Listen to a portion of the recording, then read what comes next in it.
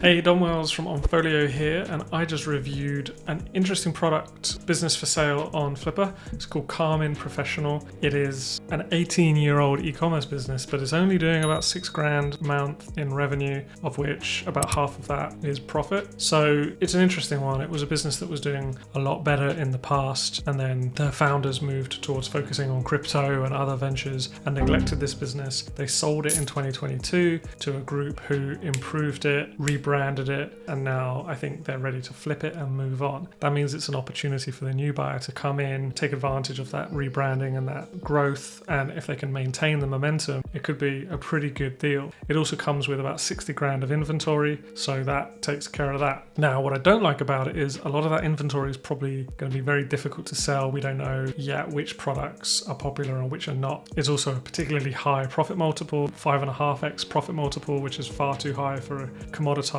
business like this. At the end of the day, they're just selling hair straighteners, hair loss products, stuff like that. Very competitive. So there's a lot to like and a lot that I'm going to dig deeper on, but ultimately I feel like there's nothing special about it, so I'm going to give it a C+. I'm going to do a full breakdown, which you can see, and I'm also going to write a long form newsletter really digging deeper. Go to onfolio.com/newsletter and you can subscribe to get that. Alright, we are back with another review. We're on Flippa again because it's pretty much the only place that has publicly facing stuff. And this one is an e-commerce store, Karmin Professional. So let's take a look at the high level. Site age, 19 years, pretty good. Monthly profit, just less than $3,000. Profit margin, 56%. Page views, basically non-existent. That's kind of strange. Profit multiple, 7.5 and revenue multiple, 4.2. So it's 250k business and it's been reduced by 27%. First thing that comes to mind here is, wow, that is a really high multiple, especially given how small it is and how long it's been around. Frankly, a business that's been around this long, they either would have given up or they would have scaled it. Okay, so that's interesting. The price, so it says 254k, so divided by 7.5 is what they're saying the multiple is, and then divide that by 12. So actually, it's a lot better. This is actually problematic in the listing because it includes $65,000 of inventory. So if you actually remove that from the asking price, you got $188,000 is the real price you should be doing the multiple on. And then if you divide that by 2,829, which is a monthly profit, you get 66.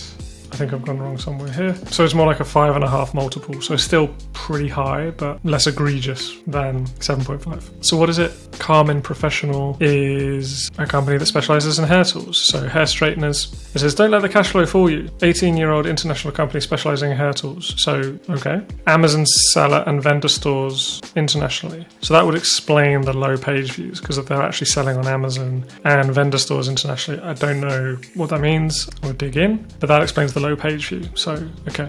Revenue is about $5,000 a month, still pretty low. So it looks more like an FBA business really than an e-commerce business. 10 hours a week in time spent within the business. So whenever a seller says something like 10 hours a week or 5 hours a week, I think they're being authentic. I don't think they're lying, but I think that number is going to be substantially higher for you as a buyer. Maybe you can get to the point where it's only 10 hours a week for you, but you're not going to come in and just be like, I'm just going to spend 10 hours a week on this. You have to think, if it's 10 hours a week for them, it's probably 40 hours a week for you because you need to be learning the business. There's going to be so many things that even if you understand it already and you've learned it already, it's just going to take you longer than it takes them. So just bear that in mind. They're not misleading. Like it's going to take you longer than it takes them. I do think the fact they've got 60k in inventory is great. I mean, you're paying for it, of course, but they basically do 60k a year worth of sales. So you've got a year's worth of inventory, assuming it doesn't expire because it looks like it's electronics. It's not like, food or supplements or anything. You're going to be sorted for a while there. 3 months worth of training is solid. A lot of people only offer 1 month. But at the end of the day, what are their products? It looks like just a hair straightener. Let's check out their website. Hair clippers, shaver, hair removal. There's a lot of different products here. Given that they do $5,000 a month in revenue, I imagine like 1 or 2 products does well. It gets like 80-90% of the sales. So that could be an opportunity there. Potentially if some of these other products never really get any sales and that's the inventory that you're inheriting, you could potentially just sell it for half price if you wanted to get some cash flow quickly. I keep thinking I see the word QVC, but they're talking about QA and QC, so that's different. So in 2013 to 2017, the business was doing upwards of 1 million a year. So what does that mean? About 800k revenue, and now it's doing 60k. So they focused on crypto and other e-commerce ventures, left the brand unattended and opted out of heavily pursuing the brand. Okay.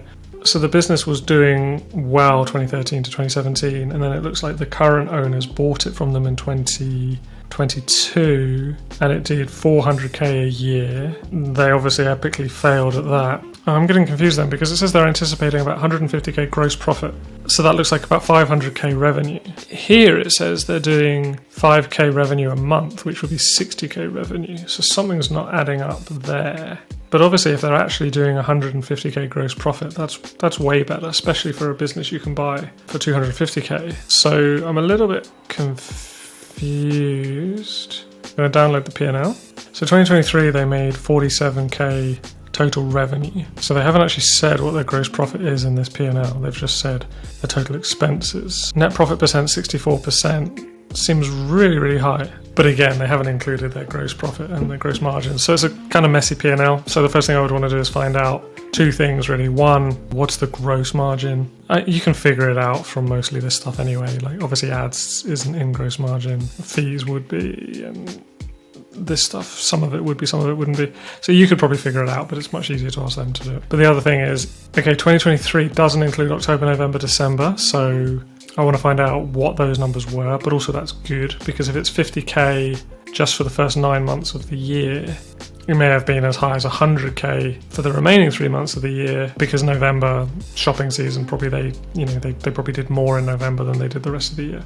So yeah, definitely get updated financials. But then if they're saying they're probably going to get significantly more than that in 2024. Wait, when was this listing live? Because it says this year. I don't know if that's talking about what they're expecting to get in 2023, which means they expected a really good Q4, or if they're actually talking about 2024. But essentially what these people have done is they've bought this business from someone who basically neglected it for years. They've attempted to turn it around. If that is true, that they've successfully turned it around, then cool. Seems like they've improved some things, they've done some branding, and they've done some heavy promoting, and everybody and sales are picking up. It could be a great time to acquire it, because yeah, like its future is way better than its past. So that means you can buy it and get some upside. The downside is that's obviously some risk as well. So I would try and factor that into the acquisition. Say, I'm not going to pay everything up front. I'm going to pay you more if your story actually plays out and this thing does grow,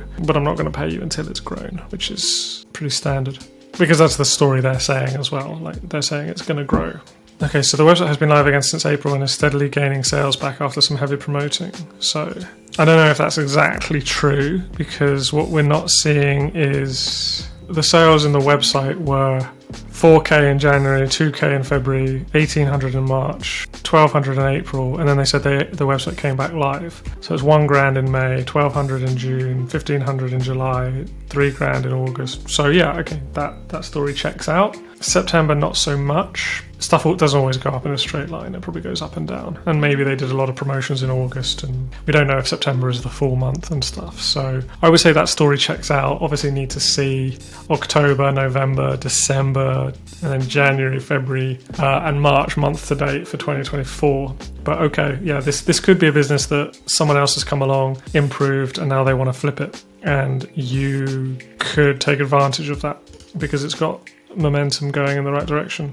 3 months training is pretty good, but this could also be them just telling a story. They bought it, hasn't worked out, they've decided to pull the plug, and telling a story about how it was a turnaround for them. So that's what I would dig deeper on. That's what I'm going to try to find out about, and then do a long form newsletter update. But so far this is just based on what's available. It's a compelling story. I will say a lot of the products are not very unique. I don't know if I would buy it, because at the end of the day, how many products are there out there like this? So I'd need to see a compelling reason to buy it, either because I think it's gonna earn me significantly more than I've paid for it, or the brand is very, very well respected. Otherwise, you're probably just going to be competing with all the other Amazon sellers out there.